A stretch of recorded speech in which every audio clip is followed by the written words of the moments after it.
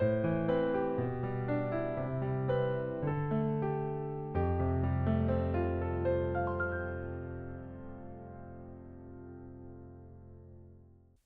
여러분 안녕하세요. 정재영 목사입니다. 4월 6일 수요일 하나님께서 오늘도 귀한 하루 허락하여 주셨는데요. 말씀 보면서 또 기도하면서 새로운 하루 시작하도록 하겠습니다. 하나님께서 오늘 우리에게 주신 말씀은 마태복음 26장 26절에서 35절의 말씀입니다. 그들이 먹을 때에 예수께서 떡을 가지사 축복하시고 떼어 제자들에게 주시며 이르시되 받아서 먹으라 이것은 내 몸이니라 하시고 또 잔을 가지사 감사기도 하시고 그들에게 주시며 이르시되 너희가 다 이것을 마시라 이것은 죄사함을 얻게 하려고 많은 사람을 위하여 흘리는 바 나의 피 곧 언약의 피니라. 그러나 너희에게 이르노니 내가 포도나무에서 난 것을 이제부터 내 아버지의 나라에서 새 것으로 너희와 함께 마시는 날까지 마시지 아니하리라 하시니라. 이에 그들이 찬미하고 감람산으로 나아가니라. 그때 예수께서 제자들에게 이르시되 오늘 밤에 너희가 다 나를 버리리라. 기록된 바 내가 목자를 치리니 양의 떼가 흩어지리라 하였느니라. 그러나 내가 살아난 후에 너희보다 먼저 갈릴리로 가리라. 베드로가 대답하여 이르되 모두 주를 버릴지라도 나는 결코 버리지 않겠나이다. 예수께서 이르시되 내가 진실로 내게 이르노니 오늘 밤 닭 울기 전에 내가 3번 나를 부인하리라. 베드로가 이르되 내가 주와 함께 죽을지언정 주를 부인하지 않겠나이다 하고 모든 제자도 그와 같이 말하니라. 아멘. 예, 여러분 오늘 말씀에는요 2가지 이야기가 있는데요. 예수님께서 잡히시기 전날 밤 최후의 만찬을 이제 하시는 장면이 있고요. 또 그리고 나서 베드로가 부인할 것이라고 예수님께서 예고하시는 이제 그런 장면이 있습니다. 오늘 2가지 이야기 중에서요. 오늘은 이 최후의 만찬에 대한 이야기를 좀 나눠보려고 하는데요. 제가 오래전에 겪었던 이야기 하나를 말씀드리면서 좀 말씀을 나누려고 해요. 제가 이제 초신자 때, 군 제대 이후에 동네 교회에 나가면서 저는 이제 예수님을 정말 진하게 인격적으로 이제 만나게 됐거든요. 이제 군 제대 후 복학을 하기 전이었기 때문에 시간이 좀 있었어요. 그래서 이제 집에서 시간이 날 때마다 이제 성경책을 열심히 이제 읽고 있었는데 하루는 이제 성경을 열심히 읽고 있는데 누가 이제 그 초인종을 눌러서 밖에 나가 봤더니 어떤 이제 2분이서 설문조사를 이제 하러 돌아다닌다고 하시더라고요. 좀 해줬으면 좋겠다. 그래서 아유 고생이시겠다 해서 이제 설문에 이제 응해서 응답을 하고 있는데 마지막으로 갈수록 조금 질문이 좀 이상한 질문들이 있었어요. 종교적인 그런 질문들이 좀 있더라고요. 제가 조금 갸우뚱 이제 하고 있으니까 이분이 이제 교회 다니시냐 저에게 이제 여쭤보면서 제가 이제 그렇다라고 이야기를 하니까 혹시 지금 섬기시는 교회에서 유월절을 섬기느냐 이제 저한테 물어보는 거예요. 제가 이제 초신자 때였는데 유월절이 좀 익숙하지 않은 표현이기도 했고 안 지키는 걸로 이제 그때 이제 얼핏 기억이 난 것 같아요. 그래서 저희 교회에서 유월절을 지키는 것 같지는 않다. 제가 이제 잘은 모르는데 이제 그랬더니 그분이 저한테 유월절을 지켜야 된다. 왜 유월절을 안 지키느냐? 그러면서 이제 출애굽기 12장 14절 말씀을 이제 펼쳐서 이제 저한테 읽어 주셨어요. 출애굽기 12장 14절 이렇게 되어 있습니다. 너희는 이날을 기념하여 여호와의 절기를 삼아 영원한 규례로 대대로 지킬지니라. 여러분 이 말씀은요 6월절에 대한 이야기이거든요. 그러니까 6월절을 영원한 그런 이제 규례로 삼아서 이 절기를 지켜야 된다. 이제 이런 이야기인 거죠. 이 구절을 읽어주시면서 여기 보면은 6월절을 영원히 지키라고 했는데 왜 형제님이 다니시는 교회에서는 6월절을 안 지키십니까? 이제 그 이야기를 하는 거예요. 제가 초신자 때니까 이제 잘 몰랐잖아요. 그러니까 그러네. 이제 그런 생각이 드는 거죠. 왜 그런 거지? 이제 좀 궁금하더라고요. 근데 이제 그때 제가 한번 확인을 해 보고 만약에 그쪽 이야기가 맞으면 이제 그때 이제 말씀을 드리겠다 했더니 아니라고, 지금 당장 가서 바른 진리를 가르쳐 주는 우리 교회에 가서 말씀을 배우자, 이제 그러시더라고요. 전 한사코 아니라고, 제가 이제 연락을 드리겠다. 그리고 이제 돌려보냈는데, 여러분 나중에 알고 보니까 이 이제 이단이었던 거예요. 예. 이제 아주 유명한 우리나라의 이제 이단이었는데, 그때 이제 제가 거기를 안 가기를 잘했죠. 정말 그게 하나님의 이제 은혜였던 것 같습니다. 그런데 여러분, 왜 이제 유월절을 안 지키는가, 이제 그때부터 좀 궁금을 했고, 이제 공부도 나름대로 이제 하게 되었는데요. 여러분, 거기에 대한 일정 부분의 이제 답이 오늘 말씀에 나오게 됩니다. 한번 여러분들과 함께 좀 살펴보려고 합니다. 오늘 말씀은 예수님께서 십자가를 지시기 전 이제 최후의 만찬을 드시는 이제 장면이잖아요.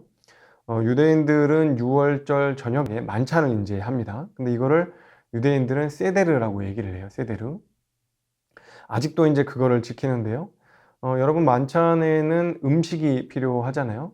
어제 이제 얼핏 뭐뭐를 이제 먹는지 여러분들께 이제 말씀을 드렸어요. 그래서 오늘 말씀에도 보면은 떡도 떼고 포도주도 이제 마시고, 또 그 밖에 이제 여러 가지 준비해야 되는 이제 음식도 있고 이제 그렇죠.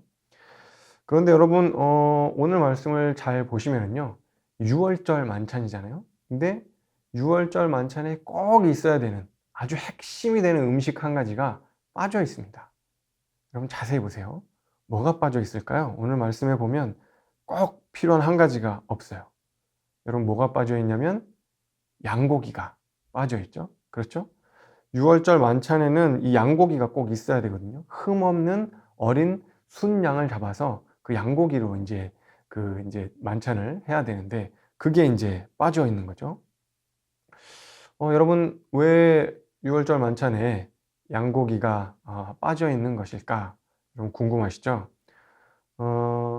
여러분들 중에 어떤 분들은 다 아시겠지만, 이 예수님의 6월절 만찬에 양고기가 빠진 이유는, 여러분, 예수님이 바로 6월절 어린 양이 되시기 때문에 굳이 다른 양고기가 필요가 없었던 것이죠. 다 아시지만 이제 출애굽 할 때 1년 즈음 된 그런 이제 어린 순양을 잡아서 그 피를 문설주에 이제 바르면 이제 심판을 안 받고 이제 하나님께서 지나가시고, 이제 이런 것을 기념하기 위해서 이제 6월절 때 어린 양고기로 이제 이렇게 만찬을 하였던 것이잖아요. 그런데 여러분, 이 피를 바르는 것만으로, 이 피만으로는 6월절이 이제 끝나는 게 이제 아닙니다. 출애굽기 12장 말씀에 보면은 그날 저녁에 잡은 양고기를 어떻게 해야 되는지에 대한 이야기가 있어요. 출애굽기 12장 7절에서 9절 말씀인데요. 제가 한번 읽어보겠습니다.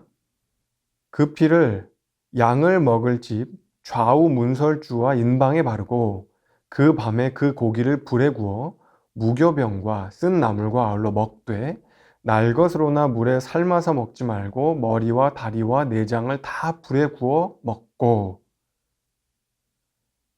여러분 눈치채셨나요?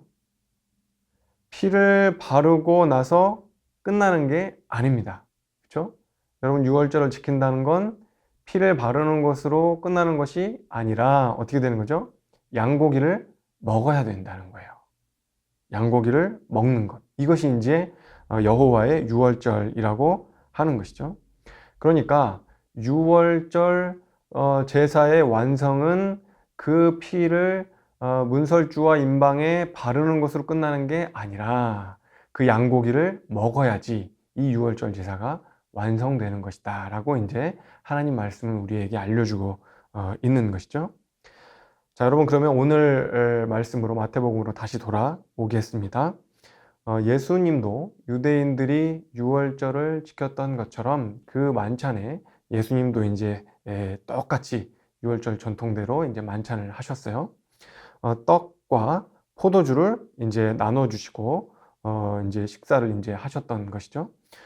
그런데 오늘 말씀에 보면은 그냥 떡이랑 그냥 포도주라고 하지 않으시고, 이 떡과 포도주를 뭐라고 하시죠? 이것은 나의 몸이요, 이것은 나의 피다. 그렇게 이제 이야기를 하시는 거죠. 왜죠? 예수님이 바로 6월절 어린 양 그 자체가 되시기 때문인 겁니다. 그래서 여러분, 고린도전서 5장 7절에도요 이렇게 이야기를 합니다. 우리의 유월절 양 곧 그리스도께서 희생되셨느니라. 우리의 유월절 양 그리스도께서 희생되셨느니라. 여러분, 유월절에 왜 양고기가 따로 없었다고요? 바로 우리 예수님이 그 유월절 어린 양이 되셨기 때문에 다른 양고기가 필요 없었다고 하는 것이죠. 그래서 우리는 매년 반복적으로 똑같은 제사를 그렇게 드릴 필요가 없는 것입니다. 왜냐하면 하나님이신 예수 그리스도께서 영단번에, 영원히 한 번에 그 제사를 드리셨기 때문에 더 반복적인 제사가 필요가 없었던 것이죠. 그 예수님을 믿는 사람은 더 이상 매년 유월절을 지킬 필요가 없게 된 것입니다.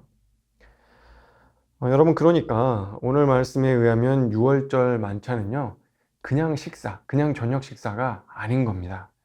유월절 제물과 음식을 예수님 자신으로 대체한 새로운 유월절을 기념하는 사건이고, 또 그 새로운 유월절을 기념하면서 제정한 성찬식이 되는 겁니다.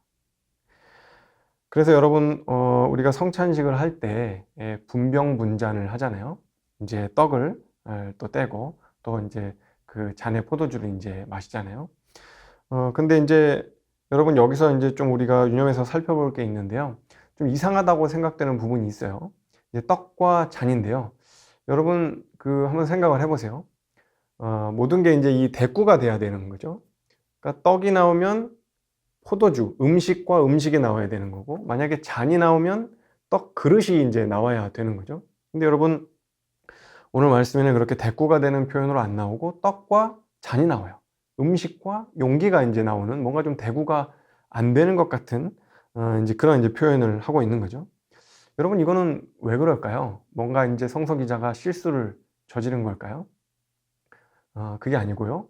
여러분, 이 떡과 잔 앞에 형용사가 생략되었다. 여러분, 이렇게 이제 생각을 하시면 좋습니다. 뭐가 생략됐다고 봐야 하냐면요. 떡 앞에는 땐이라는 단어가 생략된 거예요. 땐떡. 그죠? 그리고 잔 앞에는 흘리신, 흘린이라는 이제 단어가 생략됐다고 보시면 돼요. 그러니까 땐떡과 흘리신 포도주 잔. 이렇게 이제 여러분 이해를 하시면 됩니다.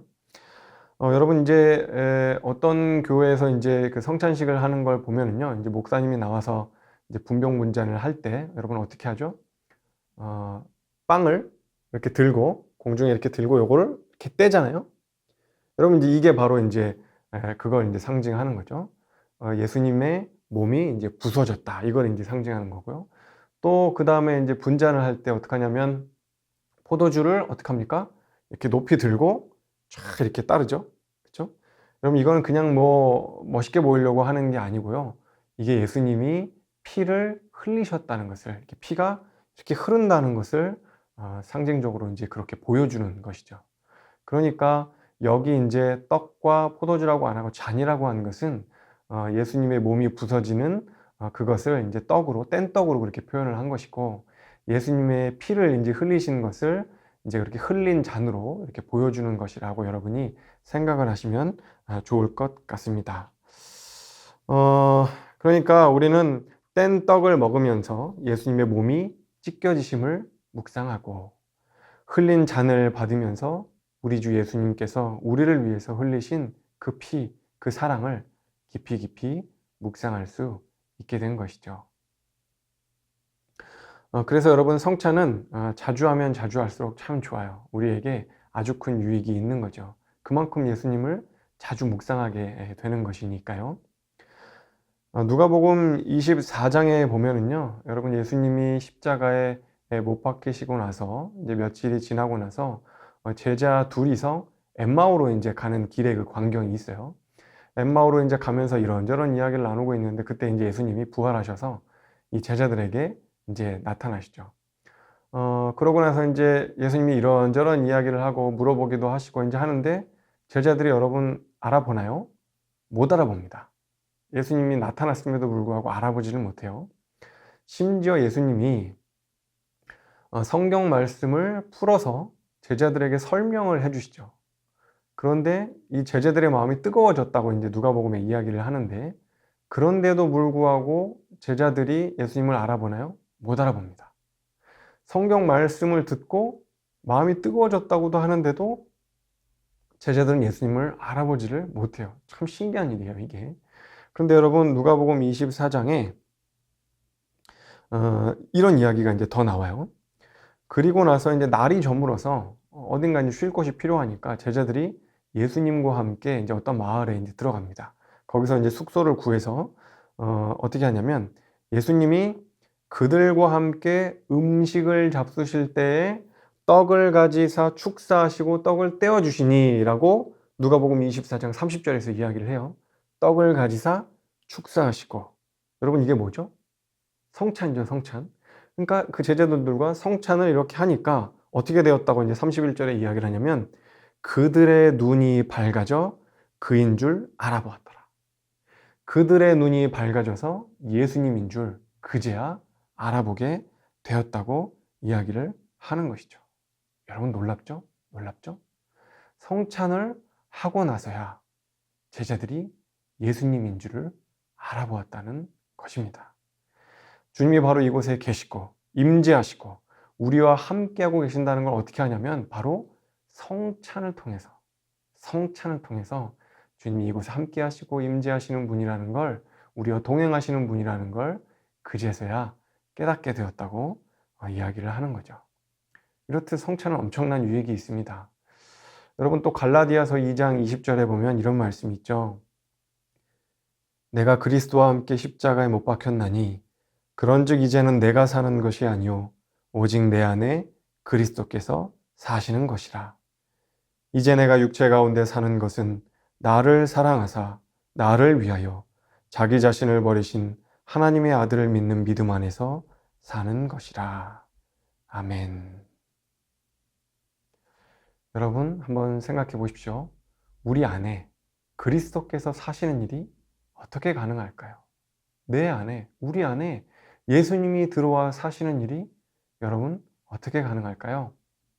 바로 성찬을 통해서 가능하게 된 것이죠. 우리 주님의 살과 피를 먹고 마시는 일을 통해서 우리 주님이 우리 안으로 들어와 살게 되시게 되는 것이죠. 여러분, 그래서 성찬식에는 아무나 참여할 수 없게 그래서 이제 저희가 막는 것입니다. 주님의 살과 피를 먹고 또 주님 뜻대로 살아가는 믿음 안에 있는 이들만이 성찬식에 참여할 수 있다고 그래서 이제 저희가 이야기를 하는 것이죠. 여러분, 성찬을 통해서 우리는 주님을 먹고 또 마십니다. 주님이 우리 안으로 들어오시게 되는 것이죠. 그리고 우리는 그제서야 우리가 우리 인생의 주인이 아니라 우리 예수님이 나의 인생의 주인이시구나 하는 것을 깨닫고 우리 주님께 우리 인생의 고삐를 맡겨드리게 되는 것이죠. 이렇게 우리는 예수님께 우리 인생의 고삐를 맡겨드리고 살다가 우리 예수님께서 다시 오시는 그날 우리는 하나님 아버지의 그 온전한 나라에서 새 것으로 주님과 함께 먹고 마시며 행복한 나날을 보내게 될 겁니다. 그러니까 우리는 그날이 올 때까지는 어떻게 해야 할까요? 텅 빈 우리의 영혼을 바로 예수님으로, 텅 빈 우리 영혼을 오직 예수님만으로 채우고 또 채워나가는 훈련을 하는 것입니다. 여러분, 오늘 말씀을 묵상하면서 우리 영혼을 오직 예수님으로만 채워나가실 수 있는 그런 귀한 하루 되실 수 있기를 간절히 바랍니다. 기도하겠습니다. 참 좋으신 주님, 주님은 그 고귀한 몸이 부서지기까지 우리를 사랑하셨습니다. 주님은 한없이 피를 흘리시기까지 우리를 사랑하셨습니다. 입술로만 사랑하셨던 우리와는 다르게 주님은 그 몸으로 우리를 죽기까지 사랑하셨습니다. 오늘 말씀을 묵상하며 주님을 멀리 떠난 우리로 다시 주님 앞에 돌아오게 하옵소서. 주님의 나라에서 새로운 그 하나님 나라의 잔치에 참여하는 그날까지 텅 빈 우리의 영혼을 오직 주님으로만 가득 채울 수 있도록 은혜 더하여 주옵소서. 감사드리며 예수 그리스도 이름으로 간절히 기도하옵나이다. 아멘. 예, 이제 계속해서 기도하며 주님 앞으로 나아가도록 하겠습니다.